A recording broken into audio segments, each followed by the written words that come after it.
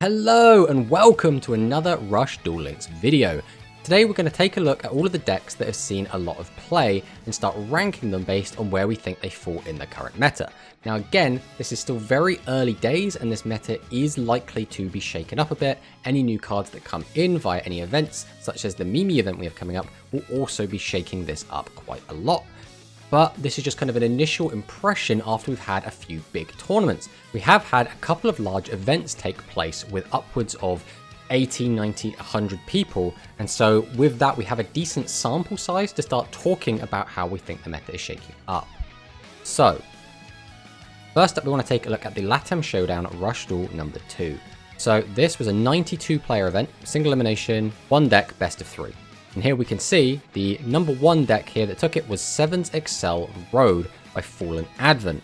Now this deck looks pretty strong. It's pretty much the basic deck that we've been seeing. There's nothing too exciting about it except maybe this one of Phantom Bind. Other than that, that's pretty much what we expect to see. Second place we have Beetle, who's playing the Dark Arts of Celerity. And this I believe is the exact same list that won the Rush Duel Grand Prix, which was won by Voltalon, and again playing pretty much this exact same list. Second place to Legend Draw Archive kind of aggro dragon casters. So we have had quite a few different events, multiple results to take a look at, as well as I've been playing a lot of ladder, so I've got my own first-hand experience, and I did enter a few of these events myself, so we do have kind of a decent kind of opinion on how the meta is shaking up. So everyone's first opinion was Dragius OP. Dragius is just the best card in the game. But people then started to realize you could play Dragius with different ways. So this would be like just the plain dragon deck. But what we were starting to see is things like dragon casters. And we were starting to see things like the dragon psychics. And both these decks played very similarly. Effectively, the dragon caster list just used Seven's Red Magician as a boss monster to punch over things that it couldn't otherwise get.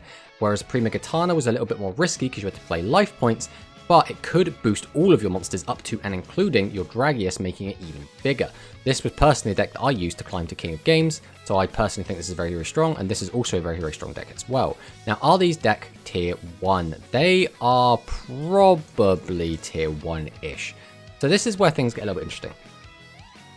There is kind of a triangle going on at the moment between some of the actual strongest decks. The first deck we want to take a look at is going to be the kind of Yami Ruler, Kime Ruler, kind of Dark Celerity warrior deck. This deck is very, very strong. As we saw, it came second in one of the 2 big events, and it came first in the other. So very, very strong deck. No one can really argue that at this point.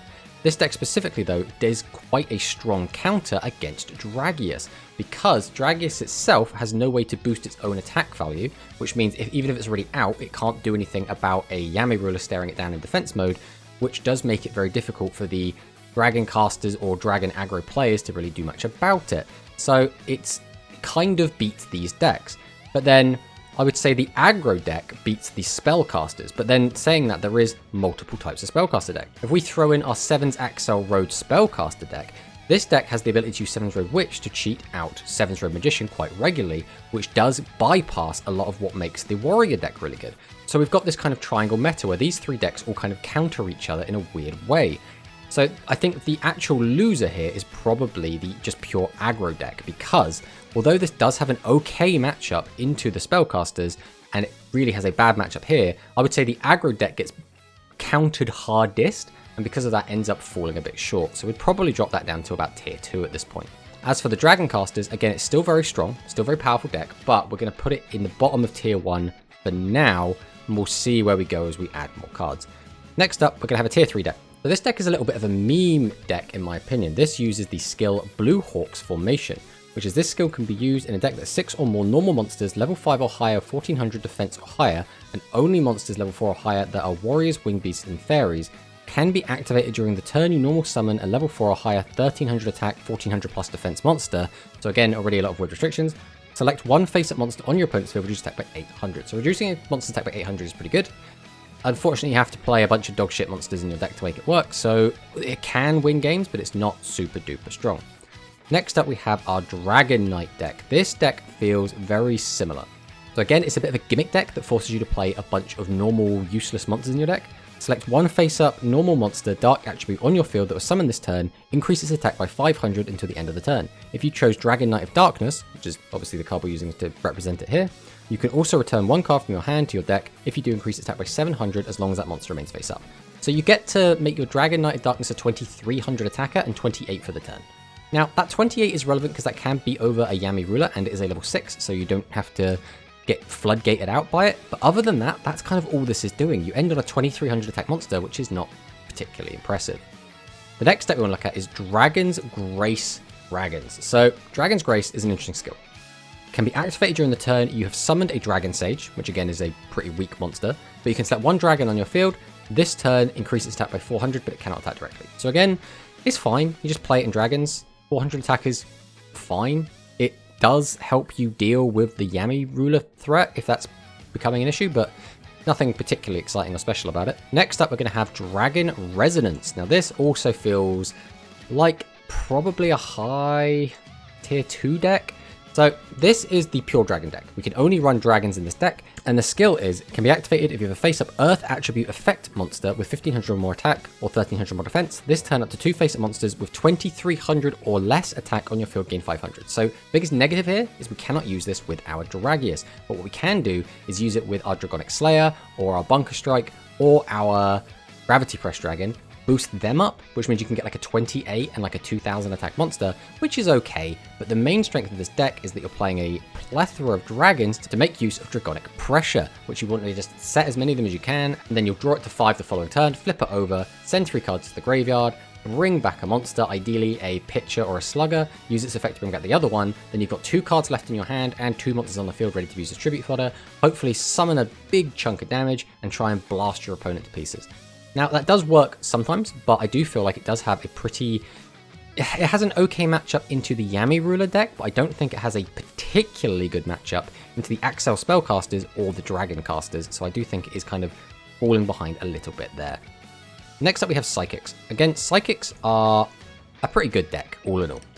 The deck can pop off, and it pops off harder than most other decks. It is very, very strong when it is doing what it wants to do. The problem is the monsters in this deck do feel a little bit lackluster a lot of the time. In order to use these skills, you have to use low-level monsters, specifically level 2 Psychics, which is a little bit shaky.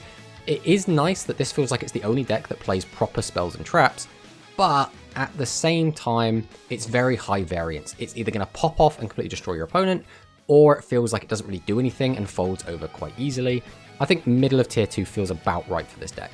So next thing we're going to do is throw in our Folder Blitz. So this Folder Blitz is representing a very interesting deck. This is Noodle Ninjas, believe it or not. Even though Noodle Ninja is down here, this is actually representing a different deck. So this represents the Noodle skill, which is Fire Noodle Blast, which lets you select one face-up level 5 or higher or one face-up Pyro-type monster with 1300 less attack that was normal summon this turn, increase its attack by 400.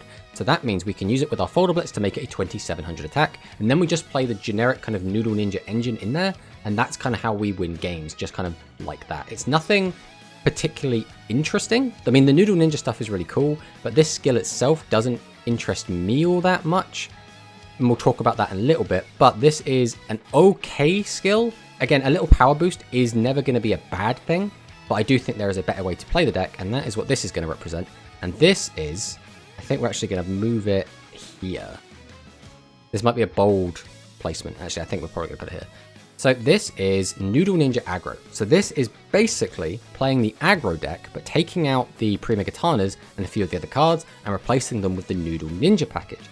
This basically lets you go in with the generic kind of Dragius beatdown style gameplay, but also towards the end of the game, you can just summon out your Noodle Ninjas and boost them all to a crap ton of attack and beat your opponent to death. The benefit of this deck is that Spice the Elite Noodle Ninja only needs you to have normal monsters in the graveyard. It doesn't care whether they're pyro, it doesn't care whether they're fire, so all of the 1500 vanillas that we're playing in aggro anyway end up being really, really powerful here, which does make it feel very, very strong.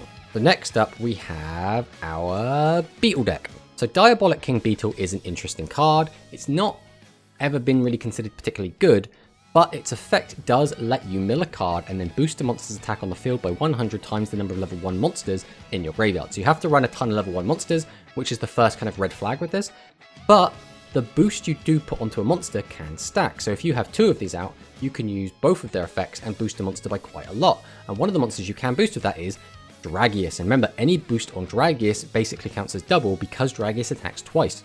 So if you can boost your Dragius by, let's say, 1,000 attack, and then you summon another one, boost it by another 1,000 attack, now your 4,500 attack Dragius attacks twice for 9,000 damage, which is very, very good. Again, you do have to run all the vanillas, which does kind of suck a little bit, but it is generally pretty good if it gets going. Next up, we have Dark Magician. Again, Dark Magician does feel a little bit weak. So there is the Skill Magician Shuffle, which can get you your Dark Magician. And I think this might actually be pretty good later when we get more Dark Magician support cards. Being able to guarantee that you're going to get your Dark Magician, well, almost guarantee, make it a lot more likely, does mean that cards like Thousand Knives, when that eventually comes out, will be a lot stronger. But right now, it just feels a lot worse than the other Spellcaster decks we have available, so we're going to keep it in tier 2. Next up, Lightning Volt Condor. So this deck is a weird one. We're going to put it right near the bottom of tier 2, and this might even drop below Dark Magician. But the reason being, the skill really helps this boss monster out. It really makes it feel a lot better than it was, but it still has a lot of shortcomings. You still don't have a good way to get your opponent's life points outside of them just summoning all the monsters in attack, so you have to rely on something like Torna to be able to change your opponent's monsters from face down defense to face up attack. And again, you have like these big blowout turns, but then on the crackback, your board is always really, really tiny. It feels like a lot of investment and a lot of wheel spinning for like not... You don't get much out of it. You don't get much reward from that. I feel like when you put that much effort in, you should just be able to win the game, and this deck feels like it really struggles to close out games a lot of the time. Next up, we have Explosive Drive. This is going to sit somewhere down here, maybe even over here. So Explosive Drive is a weird one. So the skill itself is select one face-up monster that's fire attribute on your field. This turn, increase the level of that monster by 1, increase its attack by 500. Then you can set Road Magic Explosion from your hand in your spell and trap zone. If you do, select one fire attribute 800 defense or less in your graveyard and add it to your hand. So getting monsters back is pretty good. You can even get back your boss monsters, which is not bad. But saying that, the restriction is that your deck can only contain spellcasters and rock monsters, and all it effectively does is let you recycle cards back to your hand and give a monster 500 attack. Now, none of those things are inherently bad, but it's also not very remarkable. And I think that's where this deck kind of struggles, is that it's just not doing anything that the other decks aren't already doing, but they're doing it in a flashier way or a stronger way. So this is kind of the last deck on this list. I know there's a lot of other icons, but that's because we weren't really sure what we were going to use. This is Stool, and this is a weird one. I'm probably going to put this somewhere around here. So the Stool deck is basically you play 40 cards. Your entire game plan is to play a lot of 1400 defense and just high defense monsters such as the Yami Ruler. You want to play things like Dean Keto that can increase your life points. And the idea is that a lot of decks are going to try and just immediately blow you out. Things like the Yami Ruler Kimi Ruler deck likes to attack you directly with the Kimi Ruler and get the piercing out to try and get kind of a very quick direct damage win. And the Dragon Casters and a lot of these other aggro decks, again, like to just boost up their attack and try and punch you for a ton of damage. This deck tries to live as long as possible, force the game into a kind of stalemate situation, and then watches you deck out first because you're playing a 30-card deck. It is annoying to play against if its game plan comes into action, but if it doesn't, then again, this deck can just fall over, so it's fine, I think. I think mid of tier 2 is kind of where it feels that it belongs. And I'm quite happy with this placement. So we do have Bunker Strike, and this card is basically brand new as of today recording this video.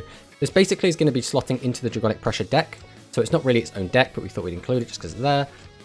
Summon Skull, again, isn't really a deck, this is more just kind of an aggro, but we've already kind of split the aggro deck into like Dragon Casters or just the generic aggro stuff. So we've kind of, I think this is right. I think this is about all the decks that are being played, and this is where I think they stand. So the question becomes, what do we think is actually the strongest deck? I think it is probably the Spellcasters with Axel. We've seen this topping the most, so that's probably the better deck. Then I would say it's got to be the Warriors and then the Dragon Casters. Overall though, I do think the meta is in a pretty good place. There clearly isn't just one deck that's dominating, although if you do Q Ladder, most of the time you'll just be seeing Dragius, Dragius, Dragius, Dragius, and that will be one of these two decks because they are seemingly the most Unga Bunga, they're the easiest to play, they're the easiest to kind of just get a couple of wins with here and there. These two decks do require a little bit of thought, and because of that, people are turned off by that. Similar to the Psychic deck, this deck also requires a little bit more thought, so people tend to steer clear of those, especially if they're planning to grind ladder, because if you're grinding ladder all day or for several hours, you want something that's not going to burn you out. and an Unga Bunga deck is the way to go. But yeah, thanks for watching the video, hope you enjoyed it, and there'll be more Rush Duel content coming soon.